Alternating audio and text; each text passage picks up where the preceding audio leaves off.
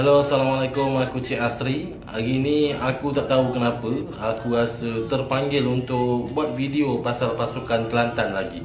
Sebab sebelum ni pun dah ada 2 video pasal pasukan Kelantan. Nah, mungkin sebab aura Zam Burger, Zam Saham apa semua tu, aura bos baru. Ni bukan aura 18-19 tu.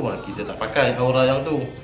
Setakat ni kita boleh tengok benda-benda positif banyak berlaku dalam pasukan Kelantan ni. Walaupun 3 perlawanan yang mereka lalui sepanjang Zam Saham ni jadi owner baru, mereka seri sekali, menang sekali dan juga kalah sekali. Tapi di luar padang kita tengok progres pasukan Kelantan ni banyak benda yang positif. Kalau sebelum ni masa first day Zam Saham tu beli pasukan Kelantan, dia telah melunaskan segala gaji-gaji player. Dan baru-baru ni kita pun tahu Zam Saham sekali lagi menunaikan janji beliau untuk menyelesaikan segala hutang lapuk pasukan Kelantan daripada tahun 2017 ataupun 2018 kalau tak silap akulah.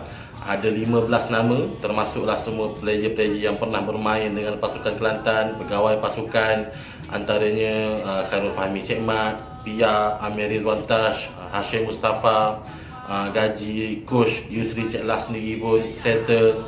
So kita tengok dekat sini secara berperingkat Zam Saham mula membina sesuatu yang positif untuk pasukan Kelantan.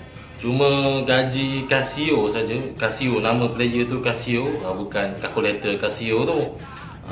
Gaji Casio saja yang aku rasa belum settle ataupun dalam proses, sebab Casio bawa kes tunggakan gaji beliau ni ke FIFA. So adalah proses pembayaran yang lain. Sebab macam player-player yang aku sebut tadi tu, mereka tak adalah bawa kes tu sampai ke FIFA. So mereka tunggu gaji tu dibayar apa semua. So hari tu semua settle, tak ada masalah apa. So kat sini rugilah si Casio kalau dia sabar sikit je, settle gaji dia. Timbul beberapa persoalan dalam kalangan penyokong Kelantan sendiri, dan bukan penyokong Kelantan pun ada bertanya tentang benda ni. Dia bukan haters tapi dia tak sokong Kelantan. Faham-faham je lah. Ada yang tanya, gaji dah settle, semua dah bayar apa semua, kenapa kalah lagi?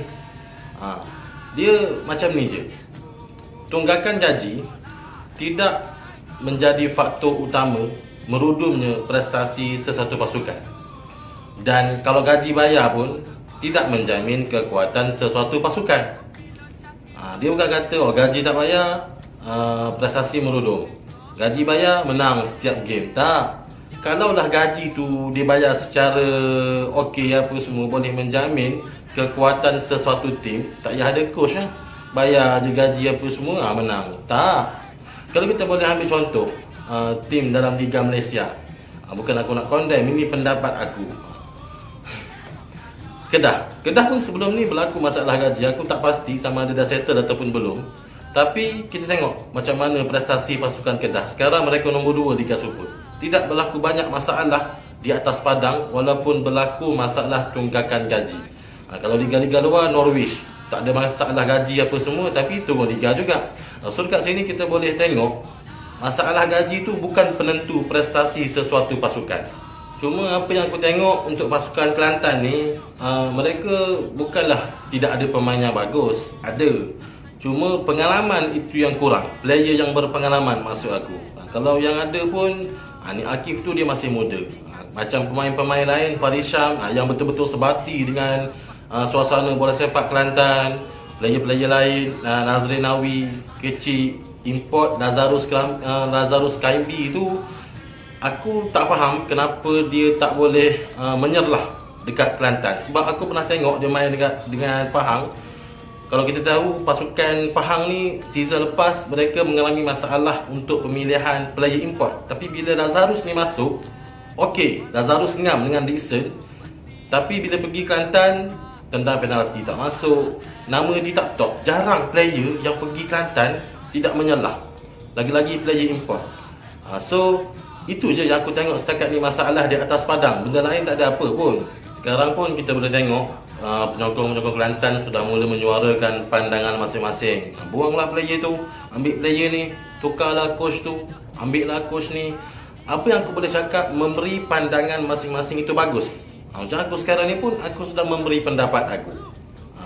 So aku juga tak cakap yang kita tak boleh pakai pendapat-pendapat orang. Tak.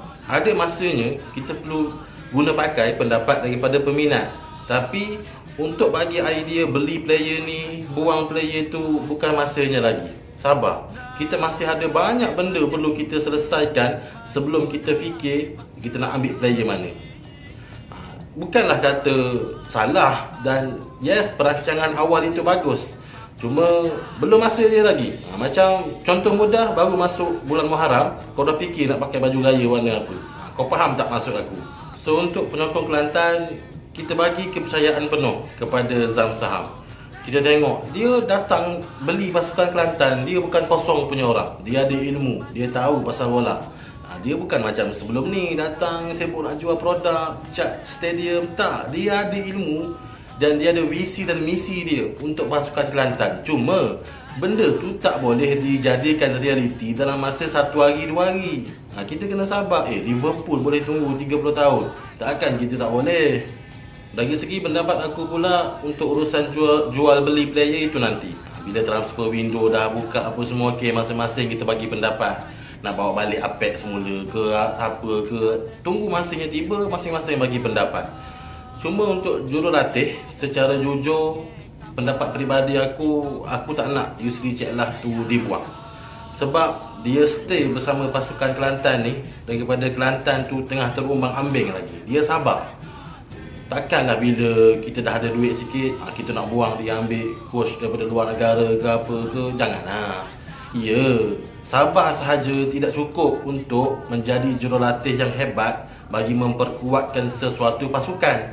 Tapi ada kalanya juga kita perlu mengenal jasa seseorang. Yusri Ceklah, dia bukan anak jati Kelantan. Kalau dia boleh pilih, dia boleh je belah masa Kelantan, tak payah gaji dia apa semua tu. Tapi dia pilih untuk stay bersama The Red Warriors. So apa salahnya, kekalkan saja dia.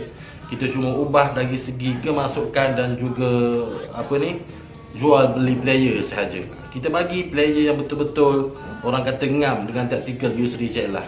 Macam bos Zam, bukan aku yang cakap benda ni, bos Zam Saham sendiri pun cakap, yang mana tak berkualiti, tak perform, dia buang. Buat apa dia nak bayar puluh-puluh ribu kalau kau tak perform? Bukan aku yang cakap, dia sendiri yang cakap. Kau jangan cakap aku pandai-pandai pula.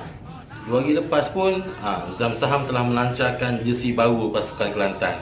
Kemudian semalam perbincangan bersama USM, kalau tak silap aku, dekat Kubang Krian untuk kerjasama sains sukan. Dan Zam Saham juga ada perancangan untuk buat tempat latihan untuk The Red Warriors ni yang bernilai 10 juta. Banyak perancangan dia. Dia nak pajakkan Padang Mardi tu apa semua. Cuma janganlah kita negatif. Jangan cakap, alah, cakap saja boleh, aku boleh jadi owner. Tak. Dia cakap, dia buat. Itu tagline Zam Saham. Aku cakap, aku buat. Dan kalau dia senyapkan, dia tak bagi tahu apa perancangan dia, ada pula yang cakap, jadi owner senyap, dia tak ada perancangan apa-apa. Kesimpulannya dekat sini, susah kalau nak puaskan hati semua orang. Untuk peminat-peminat bola sepak tanah air, khususnya peminat pasukan Kelantan, apa yang aku bagi tahu tadi daripada awal video sampailah sekarang, ini hanyalah pendapat peribadi aku. Dan sekiranya korang tak setuju, komen dekat bawah pendapat korang dengan cara yang bernas. Sebab kita ni pendapat tak sama. Jangan pula bila pendapat aku ni tak sama dengan pendapat kau, kau cakap aku ni tak tahu apa-apa. Main cakap je, mana boleh macam tu. Untuk segmen Blast It kali ni, aku nak bagi tahu kepada mereka yang tinggal di sekitar Puncak Jalil ataupun siapa-siapa yang pergi ke sana, ada perancangan untuk pergi ke sana, outstation ke, bercuti ke apa, ada satu kedai makan iaitu Dapur TV dekat Rimbayu Cafe PUJ 3 dekat Puncak Jalil. Dekat situ ada macam-macam jenis makanan. Rarenya sebab nama masakan tu diambil sempena nama drama-drama TV. So kau boleh pergi try. Memang banyak pilihan. Memang pelbagai pilihan kau boleh pilih dekat situ untuk makan apa. Dia buka start pada pukul 4 petang sehingga 11.30 malam, Selasa sampai Ahad. Isnin dia cuti. So kau boleh pergi try. Sedap, bagi tahu kawan-kawan. Tak sedap, kau bagi tahu itu wartawan. Sebab owner dia reporter. Untuk IG Dapur TV, aku ada letak link dekat bawah. Kau boleh tekan je nanti untuk tengok menu-menu yang ada tu lah. Memang menggugat keimanan. Okey, untuk penyokong pasukan Kelantan, sabar. Kita kena sabar. Zam Saham pun bagi tahu, bagi dia masa untuk dia naikkan balik pasukan Kelantan. Dan apabila kita sudah menjadi satu nama yang besar nanti, apabila segala apa yang menjadi visi dan juga misi Zam Saham ini menjadi realiti, kita tetap stay humble, berpijak di bumi yang nyata. Sebab kita kena ingat, kita pernah berada di bawah dulu, 2005, 2006. Kemudian zaman Tan Sri Anwar Musa kita naik, banyak piala kita menang, treble pun pernah. Kemudian kita jatuh semula dan sekarang ni kita dalam proses untuk naik balik. Jadi apabila kita dah naik nanti apa semua, jangan bongkak, jangan riak. Tetap merendah diri. Dan kalaulah ada nanti penyokong-penyokong lain kritik pasukan kita ke apa ke, ambil kritikan tu dari sudut yang positif. Kita tak boleh nak buat macam tim kita ni sempurna sampai orang tak boleh sentuh. Jangan pula bila orang jentik sikit kita mewayang apa semua, jangan. Tunjukkan penyokong pasukan Kelantan adalah penyokong yang matang. Seperti biasa, jangan lupa subscribe, like dan juga share video ni. Jangan lupa juga follow IG Swap Team dekat Instagram. Segala terkasar bahasa ke apa ke, aku minta maaf. Aku juga manusia dan korang juga manusia yang tak lari daripada buat kesilapan. Aku jumpa korang dalam video yang akan datang. Terima kasih kerana menonton. Bye bye.